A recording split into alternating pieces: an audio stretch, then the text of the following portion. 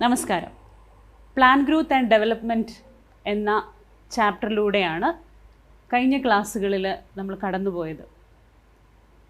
ഒരു സസ്യത്തിൻ്റെ വളർച്ച, അതിൻ്റെ ഘട്ടങ്ങൾ എന്തൊക്കെയാണ്, ചെടിയിലുണ്ടാകുന്ന അല്ലെങ്കിൽ സസ്യങ്ങളിലുണ്ടാകുന്ന ഡെവലപ്മെൻറ്റ്സ് എന്തൊക്കെയാണ്, അല്ലെങ്കിൽ അതിൻ്റെ സ്റ്റേജസ് എന്തൊക്കെയാണെന്നാണ് നമ്മൾ കഴിഞ്ഞ ക്ലാസ്സുകളിൽ ഡിസ്കസ് ചെയ്തത്. You have also discussed about the various growth regulators which are responsible for plant growth. എല്ലാ ചെടികളിലും ഒരേ രീതിയിലാണോ ഇത്തരം പ്ലാന്റ് ഗ്രോത്ത് റെഗുലേറ്റേഴ്സ് ആക്ട് ചെയ്യുന്നത്, അവയുടെ പ്രധാനപ്പെട്ട ഫിസിയോളജിക്കൽ ഇഫക്ട്സ് എന്തൊക്കെയാണ് എന്നാണ് ഈ ക്ലാസ്സിൽ നമുക്ക് ഡിസ്കസ് ചെയ്യാൻ പോകുന്നത്. So the first one is auxin. So you have studied that Charles Darwin and his son Francis Darwin, through an experiment, they found that some substance are mainly seen in the root apex and shoot apex, which is responsible for the growth of plants. കഴിഞ്ഞ ക്ലാസ്സിൽ നമ്മളത് പഠിച്ചതാണ്. Auxins എന്ന plant growth regulators, they were isolated by F.W. Wendt in 1928 from the coleoptile of odd seedlings. Oats അറിയാമല്ലോ നിങ്ങൾക്ക്. ആ ധാന്യത്തിൻ്റെ ചെറിയ ചെടികളിൽ നിന്ന്, അവയുടെ സീഡ്ലിങ്സിൽ നിന്ന്, അവയുടെ കോളിയോപ്റ്റൈലിൽ നിന്ന്, അതായത് ഷൂട്ടാകാൻ തുടങ്ങുന്ന ഭാഗത്ത് നിന്ന് F.W. Wendt എന്ന ശാസ്ത്രജ്ഞൻ ഐസൊലേറ്റ് ചെയ്തെടുത്ത ഗ്രോത്ത് ഹോർമോൺ എന്ന അല്ലെങ്കിൽ ഒരു പ്ലാന്റ് ഗ്രോത്ത് റെഗുലേറ്ററാണ് ഓക്സിൻ. ഓക്സിൻ്റെ റോളിനെ കുറിച്ച് പഠിക്കുന്നതിനായിട്ട് ധാരാളം പരീക്ഷണങ്ങൾ നടത്തി വന്നു. And the term auxin was introduced by F.W. Wendt, and the word came from the Greek word oxine, which means to grow. F.W. Wendt, through his experiments, concluded that no growth can occur without this oxin. എന്തൊക്കെയാണ്, എവിടെ നിന്നാണ് auxin ആദ്യമായിട്ട് isolate ചെയ്തത്? So oxin was first isolated from human urine, even though the role of oxin is in human body is not yet known. Human urine നിന്നാണ് auxin ആദ്യമായിട്ട് isolate ചെയ്തെടുക്കപ്പെട്ടത്. And it was done by Kogel and Hagen-Smith in 1931. Mainly auxins are of two types. So what are the types of auxin? Some auxins are natural auxins which occur in plants and fungi. സസ്യങ്ങളിലും ഫംഗസിലും ഒക്കെ സാധാരണ സ്വാഭാവികമായിട്ട് തന്നെ കാണാൻ കഴിയുന്ന natural auxins ഉണ്ട്. while others are synthetic auxin. So auxins can be classified into two types, that is natural auxins and synthetic auxins. ചെടികളിൽ സ്വാഭാവികമായി കാണുന്ന നാച്ചുറൽ ഓക്സിൻസിൻ്റെ വിഭാഗത്തിൽ പെടുന്നതാണ് IAA എന്ന ഇൻഡോൾ 3 അസിറ്റിക് ആസിഡ്, IBA എന്ന ഇൻഡോൾ 3 ബ്യൂട്രിക് ആസിഡ്, IPA എന്ന indole 3 pyruvic acid തുടങ്ങിയവ. ഇവ auxin എന്നറിയപ്പെടുന്ന സബ്സ്റ്റൻസിൻ്റെ വ്യത്യസ്ത കെമിക്കൽ കോമ്പൗണ്ട്സ് ആണ്. ഇത്തരം നാച്ചുറൽ ഓക്സിൻ സാധാരണയായിട്ട് സസ്യങ്ങളിലും ഫംഗസിലും ഒക്കെ നമുക്ക് സുലഭമായിട്ട് കാണാൻ സാധിക്കും, പ്രത്യേകിച്ച് അവയുടെ വളർച്ച കൂടുതൽ ആവശ്യമായിട്ടുള്ള ഭാഗങ്ങളിൽ.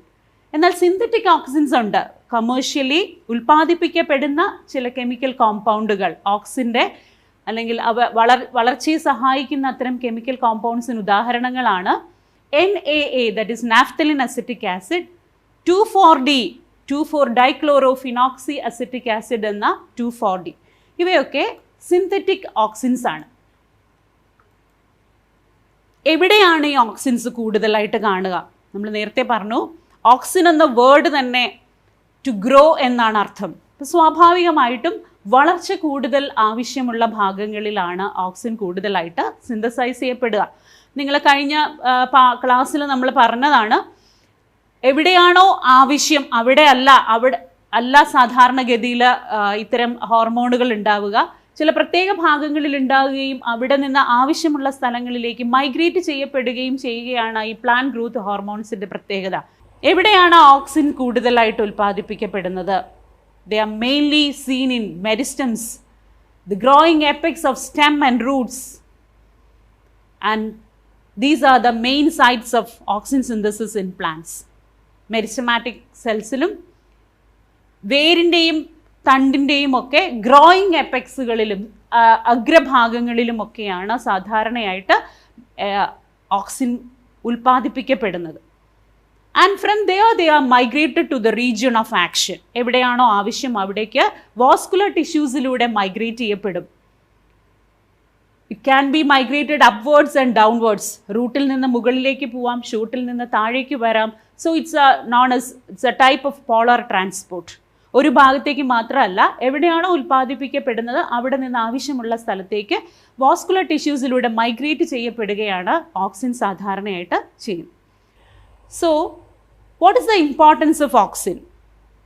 It's mainly used in agriculture and horticulture practices. നമ്മുടെ കാർഷിക ഉൽപ്പന്നങ്ങൾ ഉൽപ്പാദിപ്പിക്കുന്ന കർഷകർ അല്ലെങ്കിൽ ഹോർട്ടിക്കൾച്ചറിസ്റ്റുകൾ ധാരാളമായിട്ട് ഓക്സിൻ ഉപയോഗിക്കാറുണ്ട്. So what are the practical applications of auxin? Let us see one by one. First one is the root initiation in stem cuttings. സാധാരണ നമ്മൾ വെജിറ്റേറ്റീവ് പ്രൊപ്പഗേഷന് വേണ്ടി കായികപരമായിട്ടുള്ള അല്ലെങ്കിൽ കായിക പ്രത്യുൽപാദനത്തിന് ഉപയോഗിക്കുന്ന വെജിറ്റേറ്റീവ് പ്രൊപ്പഗേഷൻ ഉപയോഗിക്കുന്ന സ്റ്റെം കട്ടിങ്സിൽ എളുപ്പം റൂട്ട് ഉണ്ടാകാനായിട്ട് നമ്മൾ ഓക്സിൻ അപ്ലൈ ചെയ്യാറുണ്ട്. So routing hormone for the formation of roots from stem cuttings in vegetative propagation. It's mainly NAA and IBA are widely used for this purpose. And the second application is for promote flowering. Normally, auxins flowering promote ചെയ്യുന്നൊരു plant growth regulator അല്ല. പക്ഷേ in the case of pineapple പോലുള്ള ചില സസ്യങ്ങളിൽ NA and 2,4-D ഇത്തരം ഓക്സിനുകൾ spray ചെയ്യുന്നത് വഴി we can convert or we can promote uniform flowering. Pineapple പോലുള്ള സസ്യങ്ങളിൽ ഫ്ലവറിങ് പ്രൊമോട്ട് ചെയ്യുന്നതിനും ഓക്സിൻ സഹായിക്കാറുണ്ട്. And the next application is inhibition of pre harvest fruit and leaf drop. സാധാരണ കർഷകർ കൃഷിയിടങ്ങളിൽ ഏറ്റവും കൂടുതൽ ഫേസ് ചെയ്യുന്ന ഒരു പ്രോബ്ലമാണ് മെച്യൂർ ആകുന്നതിന് മുമ്പേ ഉള്ള അല്ലെങ്കിൽ പ്രീ ഹാർവസ്റ്റ് ആയിട്ട് പെട്ടെന്ന് പ്രിമച്യൂർ കണ്ടീഷനിൽ ഇലകളും കായ്കളും ഒക്കെ കൊഴിഞ്ഞു പോകുക എന്നുള്ളത്. അത്തരത്തിലുള്ള കൊഴിഞ്ഞു പോക്ക് തടയുന്നതിന് ഇത്തരം ഓക്സിൻ സ്പ്രേ ചെയ്യുന്നത് കൊണ്ട് സാധ്യമാകാറുണ്ട്. അവിടെയും നമ്മൾ കോമൺലി യൂസ് ചെയ്യുന്ന ഓക്സിൻ NA ആണ്, naphthalene acetic acid. And another application is to induce parthenocarpy. So you are very much aware of parthenocarpy. എന്താണ് parthenocarpy? It is the formation of seedless fruits. വിത്തില്ലാത്ത fruit ഉണ്ടാക്കുക. Unpollinated പിസ്റ്റലിൽ, അതായത് ചെടിയിൽ പരാഗണം നടക്കുന്നതിന് മുമ്പ് തന്നെ സീഡ്സ് ഡെവലപ്പ് ചെയ്യാനുള്ള ഒരു ടെൻഡൻസി ഫ്രൂട്ട് അല്ലെങ്കിൽ ചെടി കാണിക്കണം. അത്തരത്തിൽ പാർത്തനോകാർപ്പി ഇൻഡ്യൂസ് ചെയ്യാൻ, അതായത് സീഡ്ലെസ് ഫ്രൂട്ട്സിനെ പ്രൊഡ്യൂസ് ചെയ്യാൻ സസ്യങ്ങളെ സഹായിക്കുന്നതിന് ഓക്സിൻ ഒരു ഘടകമാണ്. That is we can produce parthenocarpic fruit especially in fruits like tomato where we have more seeds. അത്തരം സസ്യങ്ങളിൽ പാർത്തനോകാർപ്പി ഇൻഡ്യൂസ് ചെയ്യുന്നതിന് ഓക്സിൻ സഹായിക്കാറുണ്ട്. It also helps in controlling the xylem differentiation and helps in cell division. ചെടിയിൽ tissue ഫോർമേഷൻ്റെ സമയത്ത് xylem differentiate ചെയ്യുന്നതിനും cell division enhance ചെയ്യുന്നതിനും auxin വലിയ റോള് വഹിക്കുന്നുണ്ട്. And the main function of auxin is apical dominance. നമുക്കറിയാം, ഒരു സസ്യം പ്രധാനമായിട്ടും മുകളിലേക്കാണ് വളർന്നു പോകാറുള്ളത്, അല്ലേ? നമ്മളൊരു ചെടി നട്ട് കഴിഞ്ഞാൽ ഹൈറ്റാണ് പെട്ടെന്നായിട്ട് ഇൻക്രീസ് ചെയ്യുക. ലാറ്ററൽ ബെഡ്സ് അല്ലെങ്കിൽ പാർശ്വശിഖരങ്ങൾ വളരെ പതിയെ മാത്രമായിട്ടാണ് ഉണ്ടായി വരുന്നത് നമ്മൾ കാണാറുണ്ട്. എന്തുകൊണ്ടായിരിക്കും ചെടി എപ്പോഴും മുകളിലോട്ട് വളരുക അല്ലെങ്കിൽ ലെങ്ത് വൈസ് ഇൻക്രീസ് ചെയ്യുന്നത്? നിങ്ങൾക്കറിയാം, ഏറ്റവും കൂടുതലായിട്ട് എപ്പിക്കൽ റീജിയൻസിലാണ് ഈ ഓക്സിൻസ് കൂടുതലായിട്ട് അക്യുമുലേറ്റ് ചെയ്യുക. അത്തരം സസ്യങ്ങൾ എപ്പോഴും മുകളിലേക്കായിരിക്കും വളരുക.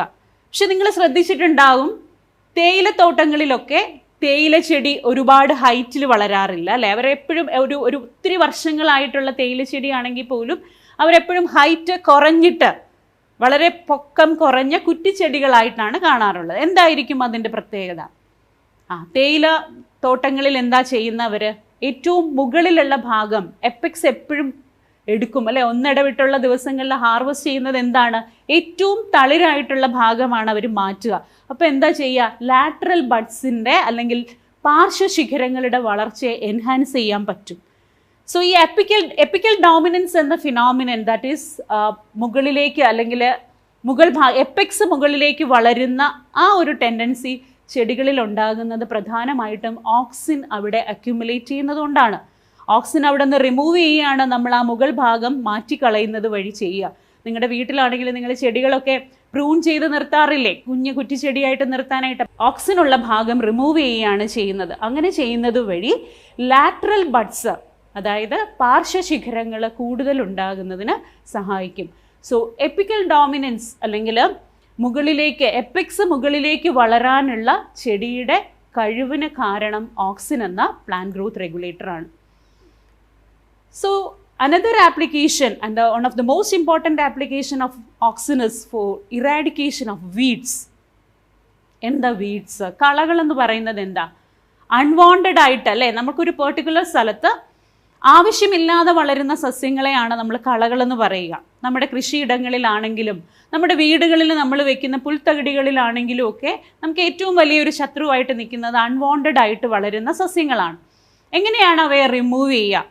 സാധാരണഗതിയിൽ നമ്മൾ കെമിക്കൽസ് ഉപയോഗിക്കുകയോ അല്ലെങ്കിൽ കൈകൊണ്ട് മാനുവലായിട്ട് മാറ്റുകയോ ഒക്കെ ചെയ്യും. ഒരു വീടിൻ്റെയോ അല്ലെങ്കിൽ ഒരു ഓഫീസിൻ്റെയോ നിങ്ങളുടെ സ്കൂളിൻ്റെയോ ഒക്കെ പുൽത്തകിടികളിൽ സാധാരണ നമ്മൾ കാണുന്ന ഡൈക്കോട്ട് വീഡ്സിനെ, അതായത് നിങ്ങൾക്കറിയാം പ്ലാന്റ്സ് 2 തരം ഉണ്ട്. മോണോക്കോട്ടാണ്, പുല്ല് ചെടികളെല്ലാം തന്നെ മോണോക്കോട്ട് വിഭാഗത്തിൽ പെടുന്നു. ബ്രോഡ് ലീവ്സ് ഉള്ള, അതായത് വീതി കൂടിയ ലീവ്സ് ഉള്ള ഡൈക്കോട്ട് വീഡ്സിനെ റിമൂവ് ചെയ്യാൻ 2,4-D പോലെയുള്ള ഓക്സിനുകൾ സ്പ്രേ ചെയ്താൽ മതി.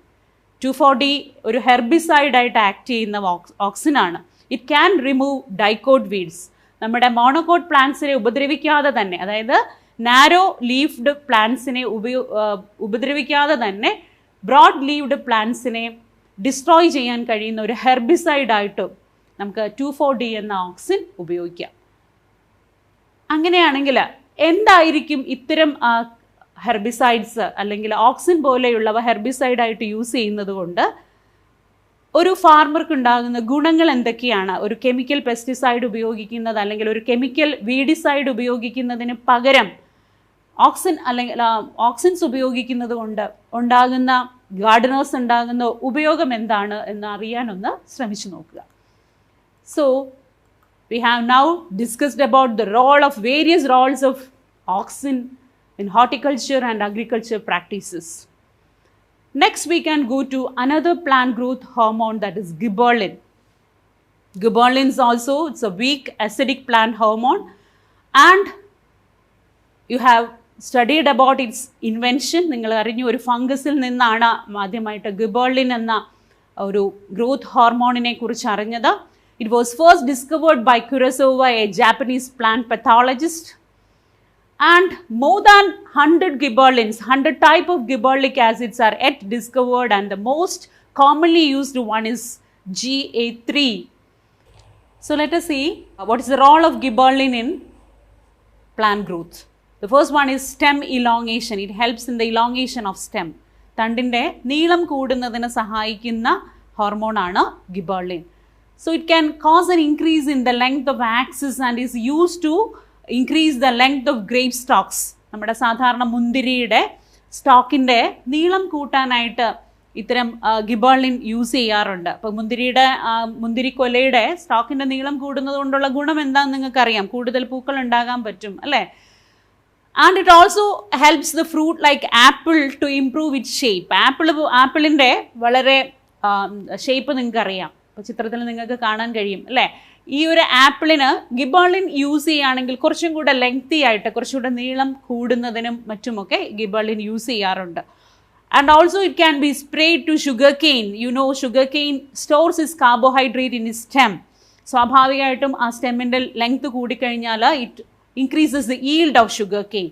So ഇത്തരത്തിൽ അഗ്രികൾച്ചർ പ്രാക്ടീസസിന് സ്റ്റോക്കിൻ്റെ അല്ലെങ്കിൽ സ്റ്റെമ്മിൻ്റെ നീളം കൂട്ടുന്നതിന് ഗിബർലിൻ സഹായിക്കാറുണ്ട്.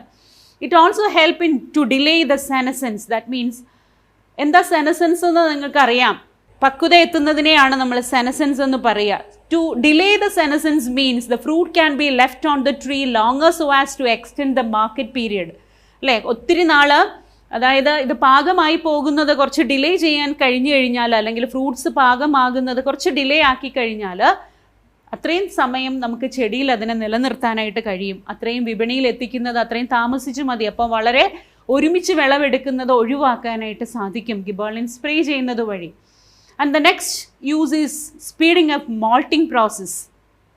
So malting process in brewing industry, that is to make beverages, vinegar, malt മുതലായവ ഉണ്ടാക്കുന്ന ഇൻഡസ്ട്രികളിൽ സാധാരണ ധാന്യങ്ങളെ ജെർമിനേറ്റ് ചെയ്യിപ്പിക്കുന്ന ഒരു പ്രോസസ്സ് ഉണ്ട്. അത് ജെർമിനേറ്റ് ചെയ്തതിൻ്റെ ശേഷമാണ് അതിൻ്റെ എക്സ്ട്രാക്റ്റ് എടുത്തിട്ട് വിനിഗർ വ്യത്യസ്ത തരത്തിലുള്ള ബിവറേജസ് ഉണ്ടാക്കാനായിട്ട് യൂസ് ചെയ്യും. അത്തരം ഇൻഡസ്ട്രീസിൽ ഇവയുടെ മാൾട്ടിംഗ് പ്രോസസ്സിനെ സ്പീഡപ്പ് ചെയ്യാൻ, അതായത് ജെർമിനേറ്റിംഗ്, ആ ഗ്രെയിൻ ജെർമിനേറ്റ് ചെയ്യുന്ന ആ പ്രോസസ്സിനെ മാൾട്ടാക്കി മാറ്റുന്ന പ്രോസസ്സിനെ ഇൻക്രീസ് ചെയ്യാനായിട്ട് ഗിബർലിൻ യൂസ് ചെയ്യാറുണ്ട്. Then spraying juvenile conifers with gibberellic acid hastens early maturation and hastens early seed production. വളരെ എളുപ്പത്തിൽ സസ്യങ്ങളിൽ സീഡ് പ്രൊഡ്യൂസ് ചെയ്യുന്നതിനും ഏർലി മച്ചുറേഷൻ ഉണ്ടാകുന്നതിനും ഗിബർലിക് ആസിഡ് സഹായിക്കാറുണ്ട്. And the next important role of gibberellic acid is in bolting. So bolting is internode elongation, അതായത് stem elongate ചെയ്യുകയും വളരെ പെട്ടെന്ന് തന്നെ സീഡ് പ്രൊഡ്യൂസ് ചെയ്യാനുള്ള, അല്ലെങ്കിൽ ഫ്ലവർ ചെയ്തിട്ട് സീഡ് പ്രൊഡ്യൂസ് ചെയ്യാനുള്ള ചെടിയുടെ ടെൻഡൻസിയാണ് നമ്മൾ ബോൾട്ടിംഗ് എന്ന് പറയുക. സോ ഈ ബോൾട്ടിംഗ് പ്രോസസ്സിനും ഗിബർലിക് ആസിഡ് വലിയ റോള് വഹിക്കുന്നുണ്ട്. സസ്യങ്ങളിൽ ബോൾട്ടിംഗ് എന്ന പ്രോസസ്സിന് കാരണമാകുന്നതും ഗിബർലിക് ആസിഡാണ്. എസ്പെഷ്യലി ഇൻ റോസറ്റ് പ്ലാന്റ്സ്, അതായത് ക്യാബേജ്, നിങ്ങൾ ചിത്രത്തിൽ കാണുന്ന ക്യാബേജ്, ബീറ്റ്റൂട്ട് പോലുള്ള സസ്യങ്ങളുടെ പ്രത്യേകത നിങ്ങളറിയാം. ദേ ആർ റോസറ്റ് പ്ലാന്റ്സ്, അതായത് വളരെ പൊക്കം കുറഞ്ഞ അല്ലെങ്കിൽ മണ്ണിനോട് ചേർന്ന് നിന്ന് വളരുന്ന സസ്യങ്ങളാണ്. അത്തരം സസ്യങ്ങളിൽ സ്റ്റോക്കിൻ്റെ ലെങ്ത് ഇൻക്രീസ് ചെയ്യുന്നതിന് ഗിബർലിക് ആസിഡ് സഹായിക്കാറുണ്ട്. ചില സസ്യങ്ങളിൽ ബോൾട്ടിങ്, ഏർലി സീഡ് പ്രൊഡക്ഷന് വേണ്ടി അവയെ സഹായിക്കാറുണ്ട്. So gibberellic acid have such roles. So we can go to the next plant growth regulators, that is cytokinin. So you have studied that Miller and Skoog, two scientists, they discovered this special substance from coconut milk, etc., and they termed it as cytokinin. It is a plant growth promoting hormone which is a derivative of adenine. You know, adenine is a base in nucleic acid. Nucleic ആസിഡുകളിൽ കാണുന്ന adenine ബേസായ അഡിനിൻ്റെ ഒരു derivative ആണ് cytokinin. And the first discovered cytokinin is kinetin, which is discovered from the autoclaved herring sperm DNA. And kinetin as it is not seen in plants. Kinetin ആദ്യമായി discover ചെയ്ത cytokinin കൈനറ്റിൻ ആണെങ്കിലും കൈനറ്റിൻ ആ ഫോമിൽ അല്ലെങ്കിൽ ആ ഒരു കെമിക്കൽ കോമ്പോസിഷനിൽ സസ്യങ്ങളിൽ കാണാറില്ല. സസ്യങ്ങളിൽ സൈറ്റോകൈനിൻ സിയാറ്റിൻ എന്ന നാച്ചുറലി ഒക്കറിങ് സൈറ്റോകൈനിൻ ആണ് സാധാരണ സസ്യങ്ങളിൽ കാണാറുള്ളത്.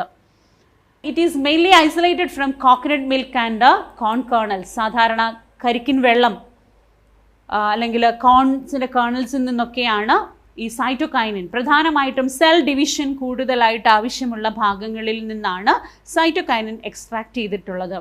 So cytokinins are mainly synthesized in regions where rapid cell division occur. പ്രധാനമായിട്ടും കോശവിഭജനം കൂടുതൽ നടക്കുന്ന റൂട്ട് എപ്പിക്സുകൾ, ഷൂട്ട് ബഡ്സ്, യങ് ഫ്രൂട്ട്സ്, അവിടെയൊക്കെയാണ് സൈറ്റോകൈനിൻ പ്രധാനമായിട്ടും സിന്തസൈസ് ചെയ്യപ്പെടുന്നത്. എന്തൊക്കെയാണ് സൈറ്റോകൈനിൻ്റെ functions? The main function is cell enlargement and cell division. നമ്മൾ നേരത്തെ സൂചിപ്പിച്ചു, സെൽ ഡിവിഷൻ കൂടുതലായിട്ട് നടക്കുന്ന, കോശവിഭജനം കൂടുതലായിട്ട് നടക്കുന്ന ഭാഗങ്ങളിലാണ് സൈറ്റോകൈനിൻ കൂടുതലായിട്ട് ഉണ്ടാകാറുള്ളത്. Production of new leaves, production of chloroplast in leaves, lateral shoot growth, adventitious root formation, ഇത്തരത്തിലുള്ള സസ്യങ്ങളിലെ പ്രധാനമായും കോശവിഭജനം കൂടുതലായിട്ട് നടക്കുന്ന പ്രവർത്തനങ്ങളിലെല്ലാം തന്നെ സൈറ്റോകൈനിന് വളരെ ഇമ്പോർട്ടൻ്റ് ആയിട്ടുള്ള പങ്ക് വഹിക്കുന്നുണ്ട്. And they are mainly scene in areas where cell division rapidly occurs.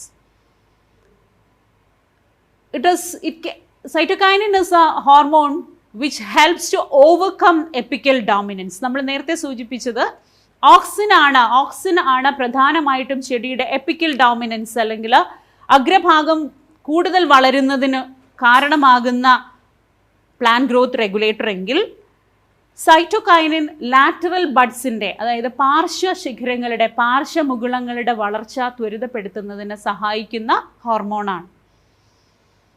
And cytokinin play a role in delay of senescence. It also help in leaf senescence. പുഷ്പങ്ങളുടെയും ഇലകളുടെയും ഒക്കെ തന്നെ മെച്ചുറേഷൻ ഡിലേ ചെയ്യുന്നതിന് സൈറ്റോകൈനിൻ സഹായിക്കാറുണ്ട്. So we were discussing about the plant growth regulators which were promoting growth in plants. സസ്യങ്ങളിലെ വ്യത്യസ്തങ്ങളായ വളർച്ചയെ ത്വരിതപ്പെടുത്തുന്നതിന് സഹായിക്കുന്ന ഹോർമോണുകളെ കുറിച്ചാണ് നമ്മൾ discuss ചെയ്തതെങ്കിൽ there are other group of plant growth regulators which partially or completely inhibit plant growth. സസ്യങ്ങളുടെ വളർച്ചയും വികാസത്തിനെയും ഒരു പരിധിവരെ തടസ്സപ്പെടുത്തുന്ന ഹോർമോണുകളും അല്ലെങ്കിൽ ഗ്രോത്ത് റെഗുലേറ്റേഴ്സും സസ്യങ്ങളിൽ കണ്ടുവരുന്നുണ്ട്. Ethylene we can call it as a partial growth promoter and partially it is a growth inhibitor. Ethylene is a simple gaseous hormone present in air as a component of smoke. അന്തരീക്ഷത്തിൽ തന്നെ പുകയുടെ ഭാഗമായി കിട്ടുന്ന അല്ലെങ്കിൽ കാണുന്ന ഒരു plant growth regulator എന്നാണ് ethylene. It is considered as A growth inhibiting hormone. ഞാൻ നേരത്തെ പറഞ്ഞതുപോലെ പാർഷ്യലി ഗ്രോത്തിനെ തടസ്സപ്പെടുത്തുന്ന ഒരു ഹോർമോൺ ആയിട്ടാണത് അറിയപ്പെടുന്നത്. It is mainly synthesised in ripening fruits and parts where it undergoing senescence. വളർച്ച പൂർത്തിയായ ഭാഗങ്ങളിൽ, കൊഴിഞ്ഞു വീഴാറായ ഭാഗങ്ങളിലും പാകമായ ഫലങ്ങളിലുമൊക്കെയാണ്, ഫ്രൂട്ട്സിലുമൊക്കെയാണ് സാധാരണ എത്തിലിൻ കാണാറുള്ളത്. The main functions of ethylene is inducing horizontal growth of seedlings, swelling of axis and apical hook formation in dicot seedlings. സാധാരണ ഒരു ചെടി വിത്ത് മുളയ്ക്കുന്ന സമയത്ത് ഹുക്ക് ഫോർമേഷൻ ഉണ്ടാകാറുണ്ട് to prevent the apical parts from destroyed by microorganisms. അത്തരം micro ഓർഗാനിസത്തിനെ ഒഴിവാക്കുന്നതിന് വേണ്ടിയുള്ള എപ്പിക്കൽ ഹുക്ക് ഫോർമേഷന്, ഡൈക്കോട്ട് പ്ലാന്റ്സിൻ്റെ ഹുക്ക് ഫോർമേഷന് എത്തിലിൻ സഹായിക്കാറുണ്ട്. It promotes senescence and abscission of plant organ, especially leaves and flowers. പാകമായി കഴിഞ്ഞ അല്ലെങ്കിൽ നിങ്ങൾക്കറിയാം ചെടികളിലൊക്കെ ഇലകൾ മഞ്ഞിച്ച് തുടങ്ങിക്കഴിഞ്ഞാൽ അവ കൊഴിഞ്ഞു വീഴാറുണ്ട്. അത്തരത്തിൽ പാകമായി കഴിഞ്ഞ ഇലകളോ അല്ലെങ്കിൽ ഫ്രൂട്ട്സോ കൊഴിഞ്ഞു വീഴുന്നതിന് സഹായിക്കുന്നത് എത്തിലിൻ ഹോർമോണാണ്. എത്തിലിൻ്റെ വളരെ പ്രധാനപ്പെട്ട ഒരു function, it's very effective in fruit ripening. നിങ്ങൾക്കറിയാം നമ്മുടെ വീട്ടിലൊക്കെ എന്തെങ്കിലും ഫ്രൂട്ട്സ് പഴുക്കാനായിട്ട് നമ്മൾ എന്താ ചെയ്യുക? നമ്മൾ അതിനകത്ത് പുകയൊക്കെ ഇട്ട് കൊടുക്കാറുണ്ട് അല്ലേ? നമ്മൾ നേരത്തെ പറഞ്ഞു ethylene is a gaseous hormone. Ethylene സ്മോക്കിൽ കാണുന്ന, പുകയിൽ കാണുന്ന ഗേഷ്യസ് ഹോർമോണാണ് അല്ലെങ്കിൽ ഗേഷ്യസ് പ്ലാന്റ് ഗ്രോത്ത് റെഗുലേറ്ററാണ്. എന്തുകൊണ്ടായിരിക്കാം നമ്മളപ്പോൾ പഴങ്ങൾ പഴുക്കാനായിട്ട് പുകയിട്ട് കൊടുക്കുന്നത്? പുകയിലുള്ള ethylene it's very effective in fruit ripening. എന്താണ് അവിടെ നടക്കുന്ന mechanism? It enhances the respiration rate and ethylene stimulates the activity of cellulase enzyme and thereby cellulose is broken down and the tissues become softened. പച്ചയായിട്ടിരിക്കുന്ന പഴത്തിലുള്ള cellulose എന്ന പദാർത്ഥത്തിനെ degrade ചെയ്യാൻ കഴിയുന്ന cellulase എൻസൈമിനെ produce ചെയ്യാൻ എത്തിലിന് സാധിക്കും. അതുവഴി ആ കോശങ്ങൾ വളരെ സോഫ്റ്റൻഡ് ആവും. പച്ചയായിട്ടിരിക്കുന്ന പഴം പഴുത്തതായിട്ട് മാറും. ഈ സമയത്ത് റെസ്പിറേഷൻ റേറ്റ്, റൈപ്പനിങ് ഫ്രൂട്ട്സിൻ്റെ റെസ്പിറേഷൻ റേറ്റ് വളരെ കൂടുതലായിരിക്കും. And we call this condition as respiratory climate. So this is the main function of one of the main function of ethylene, that is ripening of fruits. അതിനാണ് പുകയിൽ അടങ്ങിയിരിക്കുന്ന gaseous ഹോർമോണായ ethylene ഫ്രൂട്ട്സിൻ്റെ റൈപ്പനിങ്ങിന് സഹായിക്കും. And the next one is it breaks the bud and seed dormancy. Dormancy നിങ്ങൾക്കറിയാം, വിത്ത് മുളയ്ക്കാതിരിക്കുന്ന അവസ്ഥയാണ് ഡോർമെൻ്റ് ആയിട്ടിരിക്കുക. അത്തരത്തിലിരിക്കുന്ന വിത്തിനെ അതിൻ്റെ ബഡ് ബ്രേക്ക് ചെയ്യുക, ഡോർമൻസി ബ്രേക്ക് ചെയ്യാനായിട്ട് എത്തിലിൻ സഹായിക്കും. മാത്രമല്ല it enhances the sprouting of potato tubers. നിങ്ങൾക്കറിയാമല്ലോ, നമ്മുടെ വീട്ടിലുള്ള ഉരുളക്കിഴങ്ങ് സാധാരണയായിട്ട് നമ്മൾ സൂക്ഷിച്ച് കുറച്ച് ദിവസം കഴിയുമ്പോഴത്തേക്ക് അത് മുളച്ചു വരാൻ തുടങ്ങും അല്ലേ? മുളച്ചു വന്ന ഉരുളക്കിഴങ്ങ് ഭക്ഷണത്തിന് നമുക്ക് കഴിക്കാൻ യോഗ്യമല്ല എന്ന് നിങ്ങൾക്കറിയാം. It's an antagonistic effect to auxin. Auxin ശരിക്കും പറഞ്ഞാൽ പൊട്ടറ്റോ ട്യൂബേഴ്സിൻ്റെ സ്പ്രൗട്ടിംഗ് തടസ്സപ്പെടുത്തുകയാണ് ചെയ്യുന്നത്. എന്നാൽ എത്തിലിൻ ആകട്ടെ ഇതിനെ പ്രൊമോട്ട് ചെയ്യുകയും ചെയ്യും. So ethylene it breaks the bud and seed dormancy in case of potato tubers. And the next important role of ethylene is it promotes internode or petiole elongation in water plants. സാധാരണ ചതുപ്പിലോ അല്ലെങ്കിൽ വെള്ളത്തിൽ കാണുന്ന ചെടികൾ, അവർ rice plants പോലെയുള്ള ചെളിയിലൊക്കെ വളരുന്ന സസ്യങ്ങളുടെ പീറ്റിയോളിന് നീളം കൂട്ടിയിട്ട് അവരുടെ ഫ്ലവേഴ്സ് എപ്പോഴും അല്ലെങ്കിൽ ഷൂട്ട് എപ്പോഴും വെള്ളത്തിന് മുകളിൽ കാണത്തക്ക രീതിയിൽ അവ വെള്ളത്തിൽ കിടന്ന് നശിച്ചു പോകാതിരിക്കാൻ സഹായിക്കുന്ന ഒരു ഫംഗ്ഷനാണ് എത്തിലിൻ ചെയ്യുക. അവ വെള്ളത്തിന് മുകളിലേക്ക് വളരത്തക്ക രീതിയിൽ പീറ്റിയോൾ ഇലോങ്ങേറ്റ് ചെയ്യുന്നതിന് സഹായിക്കുന്നതും എത്തിലിൻ്റെ ഒരു ഫംഗ്ഷനാണ്. It also promote root growth and root hair formation. സസ്യങ്ങളിൽ വേരിൻ്റെ വളർച്ച ത്വരിതപ്പെടുത്തുക, റൂട്ട് ഹെയറിൻ്റെ ഫോർമേഷൻ കൂട്ടുക, ഇതൊക്കെ എത്തിലിൻ്റെ ഫംഗ്ഷനിൽ പെടും. എന്താണ് റൂട്ടിൻ്റെ അല്ലെങ്കിൽ വേരിൻ്റെ വളർച്ച ത്വരിതപ്പെടുന്നത് വഴി അല്ലെങ്കിൽ റൂട്ട് ഹെയറിൻ്റെ ഫോർമേഷൻ ഉണ്ടാകുന്നത് വഴി സസ്യങ്ങൾക്കുണ്ടാകുന്ന ഗുണം എന്താണ്? It helps to increase the surface area. റൂട്ടിൻ്റെ സർഫസ് ഏരിയ ഇൻക്രീസ് ചെയ്യുന്നത് അതുവഴി അബ്സോർപ്ഷൻ റേറ്റ് കൂടുന്നതിന് സസ്യങ്ങളെ സഹായിക്കും. It also initiates flowering. Pineapple പോലെയുള്ള അല്ലെങ്കിൽ മാംഗോ, കൈതച്ചക്ക, മാവ്, കുക്കുംബർ മുതലായ സസ്യങ്ങളിൽ ഫ്ലവറിങ് ഇനീഷ്യേറ്റ് ചെയ്യാനായിട്ട് എത്തിലിൻ സഹായിക്കാറുണ്ട്. പ്രധാനമായിട്ടും കുക്കുംബർ പോലെയുള്ള വെള്ളരി പോലെയുള്ള സസ്യങ്ങളിൽ നിങ്ങൾക്കറിയാം മെയിൽ ഫ്ലവറും ഫീമെയിൽ ഫ്ലവറും വ്യത്യസ്തമാണ്. അല്ലെങ്കിൽ ഫീമെയിൽ ഫ്ലവേഴ്സ് ഉണ്ടായാലാണ് അതിൽ കായുടെ എണ്ണം കൂടുതലുണ്ടാവുക. എത്തിലിൻ ഉപയോഗിക്കുന്നത് വഴി അല്ലെങ്കിൽ എത്തിലിൻ സ്പ്രേ ചെയ്യുന്നത് വഴി കുക്കുംബർ പോലെയുള്ള പ്ലാന്റ്സിൽ ഫീമെയിൽ ഫ്ലവേഴ്സിൻ്റെ എണ്ണം കൂട്ടുന്നതിന് അല്ലെങ്കിൽ അവയുടെ അളവ് വർദ്ധിപ്പിക്കുന്നതിന് എത്തിലിൻ സഹായിക്കാറുണ്ട്. ഇത്രയും ഫങ്ഷൻസ് ഉള്ള ethylene it can be considered as one of the most widely used plant growth regulator in the case of agriculture. എങ്ങനെയാണ് എത്തിലിൻ നമുക്ക് അവൈലബിൾ ആവുന്നത്? നിങ്ങൾ നേരത്തെ ഞാൻ സൂചിപ്പിച്ചതാണ്, ethylene is a gaseous hormone. അങ്ങനെയുള്ള ഗേഷ്യസ് ഹോർമോണിനെ നമ്മുടെ ആവശ്യങ്ങൾക്കായിട്ട് കമേഴ്ഷ്യൽ പർപ്പസിന് നമുക്ക് എങ്ങനെയാണ് ലഭ്യമാകുന്നത്? Ethylene is available in the form of an aqueous solution known as ethephon. Ethephon എന്ന ഒരു അക്വസ് സൊല്യൂഷൻ്റെ ഫോമിലാണ് എത്തിലിൻ നമുക്ക് കമേഴ്ഷ്യലി അവൈലബിൾ ആകുന്നത്. It's readily absorbed by the plants and hasten fruit ripening and accelerate abscission in fruits. സാധാരണ സസ്യങ്ങളിലേക്ക് നമ്മൾ ethephon spray ചെയ്ത് കൊടുക്കുമ്പോൾ it is absorbed and transported in the plants and it can be converted into the gaseous form and can be used by the plants. ഇനി നമുക്ക് assignment നോക്കിയാലോ? Collect more information regarding the various plant growth regulators and substances which influence growth and development in different types of plants. Also try to know their roles in various developmental processes in plants.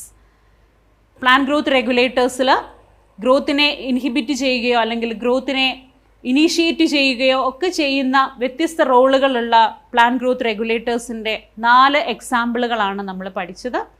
ഇവയുടെ റോളുകളെക്കുറിച്ച് കൂടുതൽ അറിയാൻ ശ്രമിച്ച് എന്താണ് അവയുടെ ഏതൊക്കെയാണ് plant growth regulators, പ്രധാനമായിട്ടും എന്തുകൊണ്ടാണ് അവയെ അങ്ങനെ ക്ലാസിഫൈ ചെയ്യുന്നതെന്ന് കണ്ടുപിടിക്കാനായിട്ട് ശ്രമിക്കുക. Thank you.